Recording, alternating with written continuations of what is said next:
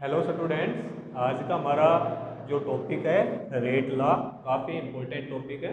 तो ध्यान से हमारे इस लेक्चर को देखना है आपको। देखिए बेटा, सबसे पहले हम समझते हैं कि मान लीजिए हमारे पास कोई एक रिएक्शन का फॉर्मेट दे रखा है 2A प्लस बी रिएक्शन सी। ठीक है। अब यहाँ पर देखिए हमने क्या किया, ए है उसकी कंसंट्रेशन को हमने इंक्रीज कर दिया। मान लीजिए उसकी कंसंट्रेशन को हमने क्या कर दिया, इंक्रीज कर दिया। बी की कंसंट्रेशन को हमने सेम रखा है, तो कुछ ना कुछ इफेक्ट तो हमारे प्रोडक्ट के ऊपर आएगा ही। या तो प्रोडक्ट इंक्रीज हो जाएगा या कुछ ना कुछ तो मतलब समथिंग कुछ तो इफेक्ट आएगा ही। ठीक है।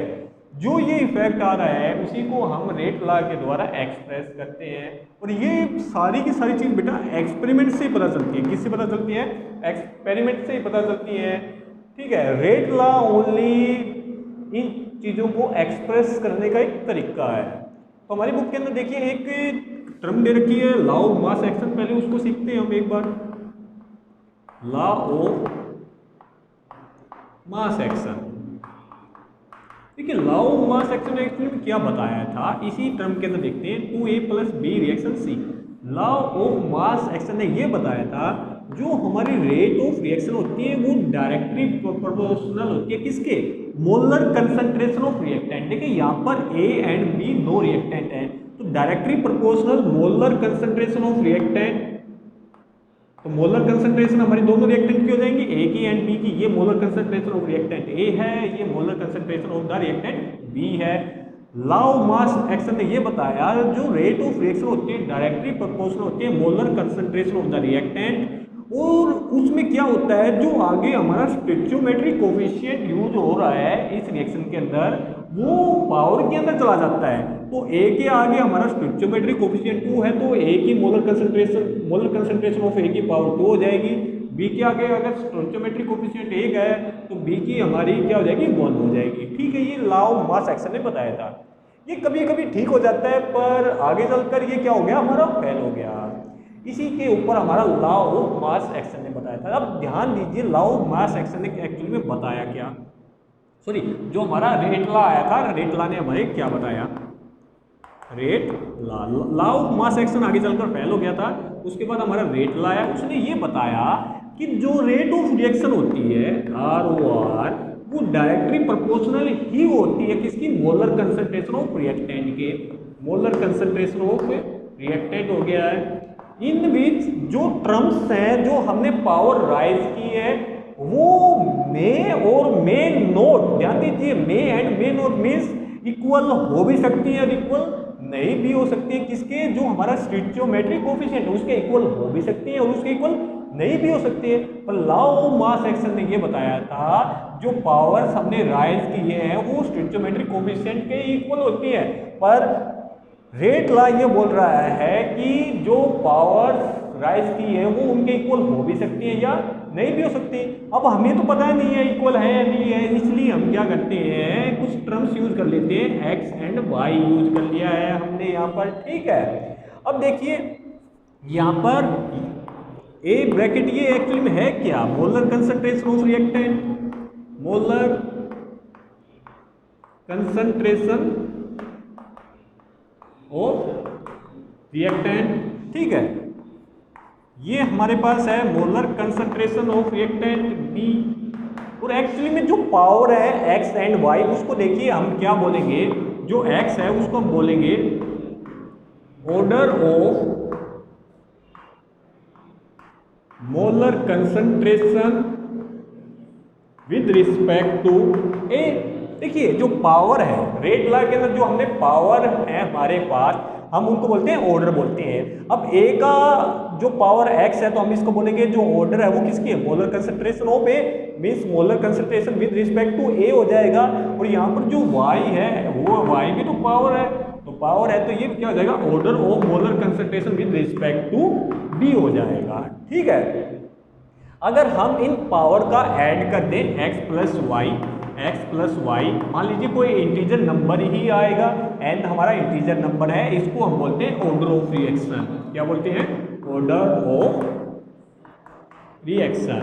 देखिए ध्यान दीजिए जो रेट लॉ, ये जो देखिए कोई भी जो रिएक्शन है उसका अगर हम ऑर्डर पता करना होगा तो वो बाय एक्सपेरिमेंट ही निकाल सकते हैं। हमें नहीं पता कि अगर हम रिएक्टेंट को की कंसंट्रेशन को इंक्रीज करें, मान लीजिए हमने 2 टाइम्स कर दिया, तो प्रोडक्ट के ऊपर जो इफेक्ट पड़ेगा वो हम एक्सपेरिमेंट से ही बता सकते हैं। रेट लॉ ओनली उसको एक्सप्रेस करने का एक तरीका है। तो यहाँ पर देखिए एक टर्म यूज हुई है ऑर्डर ऑफ रिएक्शन, इसी को हम इसी टॉपिक के अंदर बाद के अंदर पढ़ेंगे। अब देखिए rate of reaction directly proportional होती है molar concentration of A and B जिसकी पावर एक्स एंड वाई है। ठीक, अब डायरेक्टली प्रोपोर्शनल है, सिंपल बात है। अगर हम इसको इक्वल में लेंगे तो कोई ना कोई कांस्टेंट का यूज करेंगे ही। तो हमने आर ओ आर हमने डायरेक्टली प्रोपोर्शनल के साइन को हटा दिया, इक्वल किया, तो कांस्टेंट हमने ले लिया यहाँ पर के, ए की पावर एक्स बी की पावर होगी हमारी वाई होगी है। जो के है इसको हम बोलते हैं रेट कांस्टेंट। क्या बोलते हैं? रेट कांस्टेंट बोलते हैं। ठीक है, अब हम चेक करेंगे रेट कांस्टेंट को। इसको हम इस साइड वाले क्वेश्चन को सॉल्व कर देते हैं।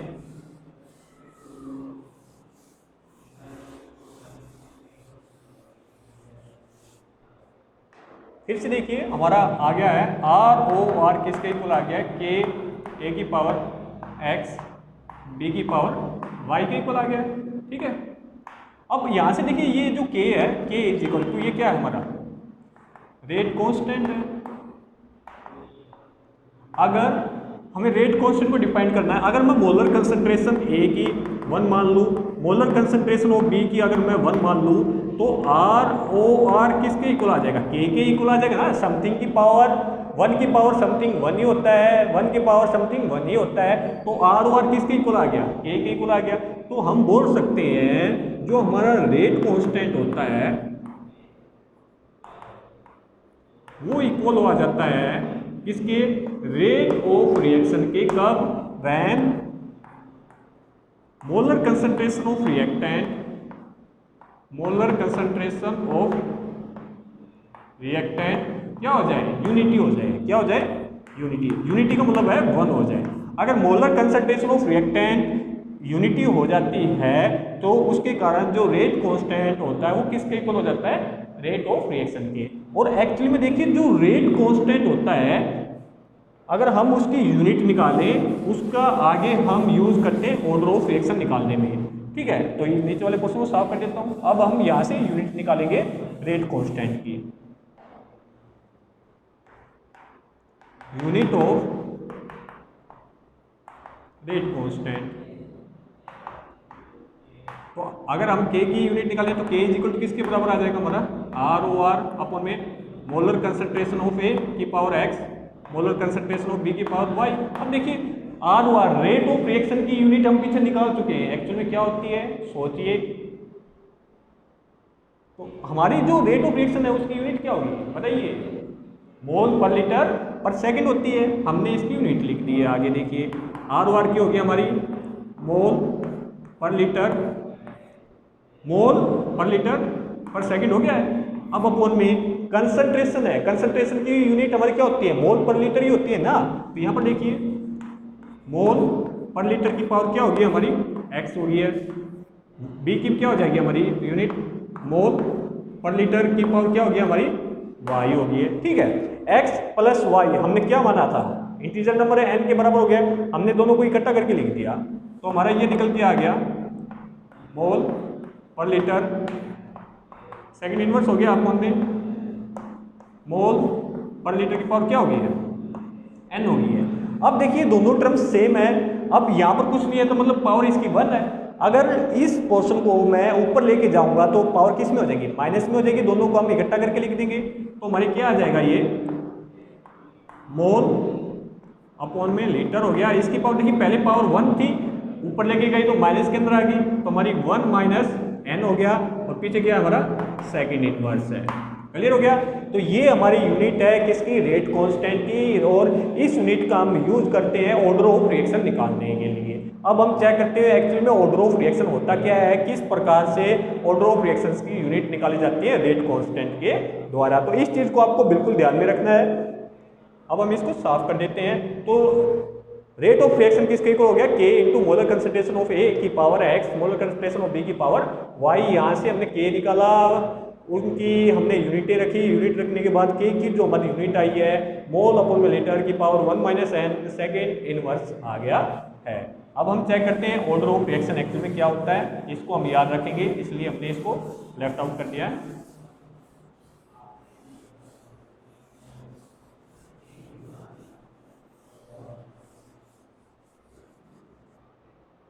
देखिए ऑर्डर ऑफ रिएक्शन क्या होता है,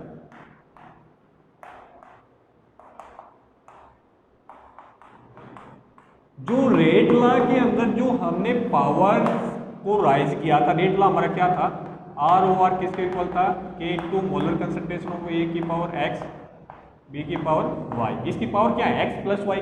ऑर्डर ऑफ रिएक्शन क्या होता है, एडिशन ऑफ पावर, जो हमने पावर को ऐड किया, जो पावर राइज की है रेट लॉ के अंदर, अगर हम उसको एडिशन कर देते हैं वो क्या निकल के आ जाता है, ऑर्डर ऑफ रिएक्शन निकल के आ जाता है। ऑर्डर ऑफ रिएक्शन यहाँ से निकल के आ जाता है, ठीक है। अब ऑर्डर ऑफ रिएक्शन हमारा देखिए क्या होता है, टोटल हमारा ऑर्डर हो सकती है रिएक्शन के, जीरो ऑर्डर होता है हमारा, फर्स्ट ऑर्डर होता है, सेकंड ऑर्डर होता है एंड थर्ड ऑर्डर होता है, और लास्ट के अंदर हमारा होता है फ्रैक्शन ऑर्डर, फ्रैक्शनल ऑर्डर के अंदर आता है। ये हमारे ऑर्डर ऑफ रिएक्शंस होते हैं। अब हम इनकी यूनिट को चेक करते हैं इसके द्वारा, रेट कांस्टेंट के द्वारा हम यूनिट को चेक करेंगे। आप इनके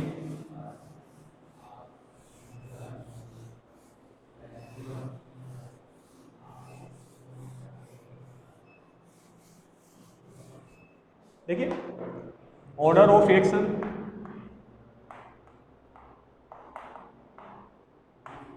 इस साइड हमारा रेट कांस्टेंट,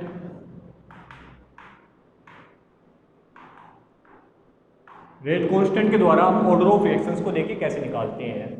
सबसे पहला हमारे पास ऑर्डर है कौन कौन से, जीरो ऑर्डर हो गया, ठीक है। अब हमारे पास देखिए रेट कांस्टेंट के की वैल्यू क्या निकल के आई थी, मोल अपॉन में लीटर की power 1 minus N second inverse. अगर ऑर्डर जीरो है इसका मतलब क्या है, एन की वैल्यू क्या है, जीरो है। अब यहाँ पर एन की वैल्यू जीरो पुट करोगे तो देखिए क्या निकल के आया, K is equal to mole upon में लीटर, एन की वैल्यू जीरो रखने के बाद 1 आ जाएगा, 1 माइनस जीरो 1 हो गया, सेकेंड इनवर्स, ठीक है। इसको हम कैसे लिख सकते हैं, मोल पर लीटर पर सेकेंड, ठीक है। जो जीरो ऑर्डर होता है, जीरो ऑर्डर के लिए जो रेट कांस्टेंट होता है उसकी क्या होता है, मोल पर लीटर पर सेकंड होता है, ठीक है। अगर किसी न्यूमेरिकल में हमारे पास ये दे रखा होगा कि के की वैल्यू मान लीजिए कुछ भी 2.4 समथिंग कुछ भी दे रखा, अगर उसके पीछे यूनिट मोल पर लीटर पर सेकंड है तो आप समझ जाना उसका जो ऑर्डर है वो क्या होगा, जीरो ऑर्डर होगा। अब देखिए फर्स्ट ऑर्डर के लिए, जो फर्स्ट ऑर्डर के लिए एन की वैल्यू हमारे पास क्या हो जाएगी, 1 हो जाएगी। अगर एन की वैल्यू 1 पुट करेंगे, देखिए यहाँ पर अगर मैं एन की वैल्यू 1 पुट कर दूंगा, 1 माइनस 1 जीरो हो जाएगा, ठीक है। जीरो होने के बाद ये टर्म हमारी क्या हो जाएगी, 1 हो जाएगी, तो के की वैल्यू क्या निकल के आ जाएगी, सेकेंड इनवर्स। तो जीरो ऑर्डर के लिए हमारे के की वैल्यू क्या निकल के आ गई है, सेकेंड इनवर्स आ गई है, ठीक है। अब किसी न्यूमेरिकल के अंदर अगर के की यूनिट अगर सेकेंड इनवर्स दे रखी है तो उसका मतलब समझ लीजिए वो फर्स्ट ऑर्डर की रिएक्शन है। अब सेकंड ऑर्डर के लिए हमारे पास एन की वैल्यू क्या हो जाएगी, 2 हो जाएगी। अब वहाँ पर एन की वैल्यू अगर हम 2 पुट करेंगे तो क्या हमारे पास क्या निकल के आया, के इज इक्वल टू मोल पर लीटर 1 माइनस 2 हो जाएगा, ठीक है। Second inverse 1 minus 2 means minus 1 हो जाएगा, यहाँ पर मोल अपॉन में लीटर, यहाँ पर क्या आ गया -1, ठीक है, सेकंड इनवर्स। अब यहाँ पर देखिए अगर मैं इस एल को ऊपर लेके आऊँगा तो ये ऑलरेडी माइनस का 1 हो जाएगा, तो माइनस माइनस क्या हो जाएंगे हमारे प्लस, तो ये क्या निकल के आ जाएगा, लीटर पर मोल सेकंड इनवर्स यहाँ से निकल के आ जाएगी एन की वैल्यू 2 मीन्स सेकंड ऑर्डर के लिए। अब आता है हमारा थर्ड ऑर्डर। जो थर्ड ऑर्डर होगा वहाँ पर एन की वैल्यू क्या हो जाएगी, थर्ड हो जाएगी। अगर यहाँ पर 3 पुट करेंगे तो 1 माइनस 3 माइनस 2 आ जाएगा, तो के की वैल्यू क्या आ जाएगी हमारे पास, मोल अपॉन में लीटर -2 सेकेंड इनवर्स, ठीक है। ये -1 है यहाँ पर, तो प्लस का 1 हो जाएगा ऊपर जाने के बाद, तो ये हो जाएगा लीटर स्क्वायर मोल इनवर्स का स्क्वायर हो जाएगा और सेकंड इनवर्स हो जाएगा। तो ये हमारी जो यूनिट आ जाएगी ये थर्ड ऑर्डर के लिए आ जाएगी। फ्रैक्शन ऑर्डर की कोई यूनिट नहीं है, तो आपको ध्यान में रखना है एमसीक्यू या 2 मार्क्स का यहाँ से क्वेश्चन बन सकता है यूनिट्स को लेकर। तो हमारे फर्स्ट ऑर्डर की जो यूनिट होती है वो मोल पर लीटर पर सेकंड होती है, सेकंड ऑर्डर होता है उसकी यूनिट सेकंड इनवर्स होती है, फर्स्ट ऑर्डर के लिए सेकंड इनवर्स होती है, सेकंड ऑर्डर के लिए हमारी जो यूनिट होती है वो होती है लीटर पर मोल पर सेकंड होती है, एंड लास्ट में हमारे जो थर्ड ऑर्डर होता है उसके लिए जो यूनिट होती है लीटर स्क्वायर मोल पर स्क्वायर हो गया और एंड सेकंड इनवर्स हो गया है। अब यहाँ से मान लीजिए क्वेश्चन ऐसे आ सकता है, हमारा जो न्यूमेरिकल है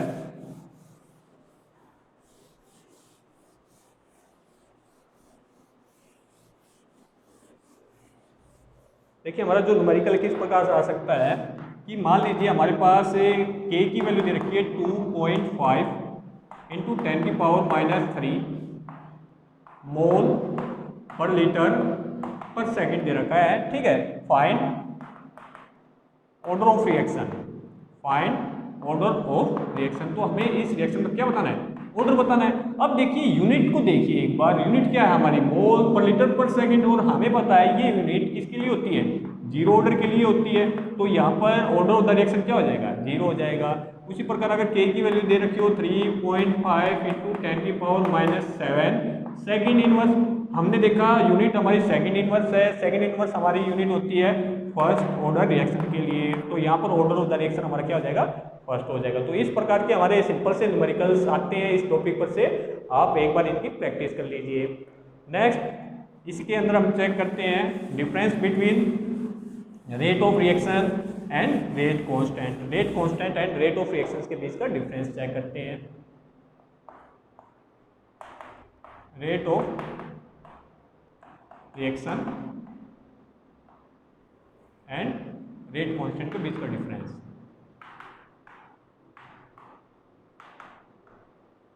देखिए सबसे पहला हमने टॉपिक किया था रेट ऑफ रिएक्शन।